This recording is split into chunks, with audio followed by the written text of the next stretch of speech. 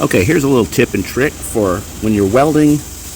This is MIG welding, and of course this will apply to any welding, stick rod or TIG. But you got a thicker metal and a thinner metal. This is 035, very thin wall square tubing. This is 1/4 inch steel plate. When you focus 75% of the heat to the thicker side, it will accommodate for the thinner side. I'm going to pick it up with this voice, and then you can have to catch it as much as you can and put it up there.